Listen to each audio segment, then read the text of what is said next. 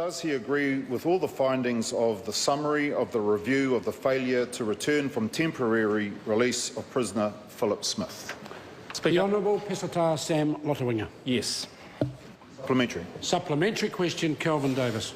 What steps is he taking to improve the management of Spring Hill, given that the report found senior management, quote, did not act with sufficient urgency, unquote, and the, quote, escalation process beyond the prison was inadequate, unquote, yet it made no recommendations on this? The Honourable Peseta Sam Lotu-Iiga. Mr. Speaker, the review covered 13 recommendations and dealt with how prisoner Smith was escaped from custody, sir. So in terms of the communication between officers, the recommendations in the review dealt with having a multidisciplinary approach to the assessment of temporary release prisoners, sir, and that is in recommendation 2. Point of order. Well, order. Can I just clarify before the member raises a point of order? Is it effectively saying the question wasn't answered? Sorry, order, the minister. No, it wasn't answered. The minister referred to the recommendations. I was referring to a point where no recommendations were made, and what was he going to do about it, given that no recommendations were made? That sounds like an additional supplementary the member now wants. So, order. Order.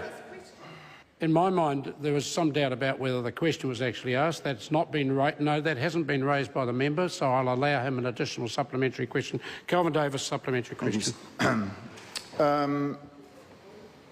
So what steps is the minister going to take to improve the management of Spring Hill, given the report did not make recommendations on Spring Hill?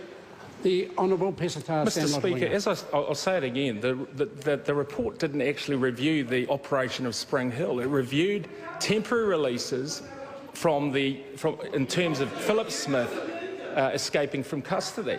And those 13 recommendations dealt with issues that relate specifically to Spring Hill, but also to other prisons across the country. Supplementary question, Kelvin Davis. Why was no recommendation made around reviewing the development of offender plans, given Phillip Smith's plan wrongfully identified that he was suitable for release to work and minimum security? The Honourable Peseta Sam Lotu-Iiga. Sir, the recommendation number 2 refers to how multidisciplinary teams will deal with temporary releases, sir. In terms of the plan, we know that it was overly optimistic, and we know also, sir, that it was misinformed. And so recommendation 2 deals specifically with that issue.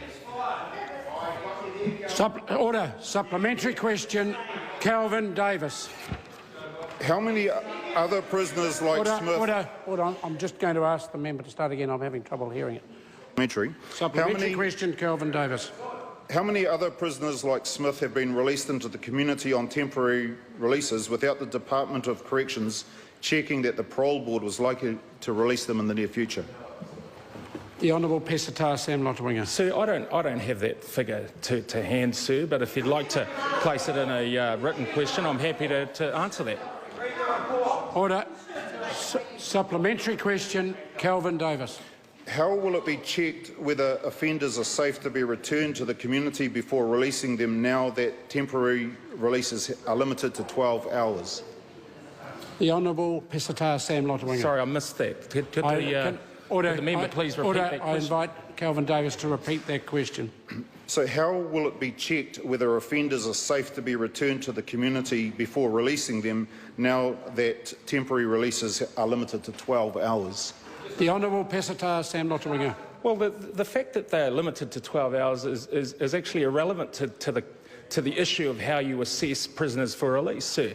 And one of the recommendations that I've already said, the multidisciplinary teams coming together, whether it's police, SIFs, the psychologists and various other professionals, they will come together and give a holistic approach to how prisoners will be released. Whether they're released 12 hours or not is actually irrelevant.